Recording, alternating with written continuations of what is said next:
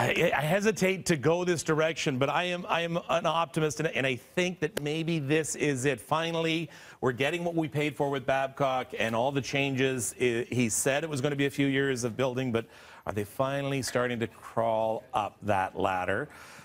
Is it time to stop calling them the Toronto Maple Leafs is our question this morning. Yeah, and that's what you put on Twitter. I think having an optimistic attitude is a great attitude, but some of the people on Twitter, not so much. No. You put this question out and we had some comments. So let's take a look at some of that. Raymond saying, only after that they have won the Stanley Cup can we stop calling them the Toronto Maple Leafs. What do we want? Do we want a Stanley Cup, or do we want postseason to begin with? I think we should be.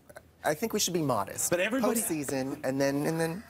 Everybody's talking about the fact, though, that we're not getting, we're giving up a draft pick if we're sort of middle of the road, mushy middle of the road, as it's called. So. Right. Canadian, aptly named, although it says at Capital Ottawa. It's so cute when Toronto fans get a glimmer of hope about the Leaf. Hashtag go Sens go.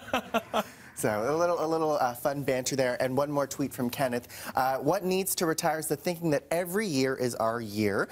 This year, more than ever, we're in real change mode. Yeah. So maybe we need to put that optimistic attitude behind and just do the good work, and then we can celebrate after that. Definitely a change. Now, speaking of changes, if you can't beat them, join them. NBC is giving us a glimpse maybe of the future of television today, the next step in television, where stations, even Citytv, we get worried about services like Netflix and things like that because people, there's no commercials. So NBC is saying, okay, we're going to launch something called CISO. CISO, and it's an online channel that gives you comedy shows. Now, this isn't available in Canada. It's only available in the States. And of course, this isn't the first time we've seen it. Here in Canada, we have Show Me, which also is to give you unique curated content similar to Netflix, except it's our own content. And it's kind of you pay and you get as much content as you want. So, as you said, if you can't fight them, join them. But this, as Netflix announces, and I have this here as well,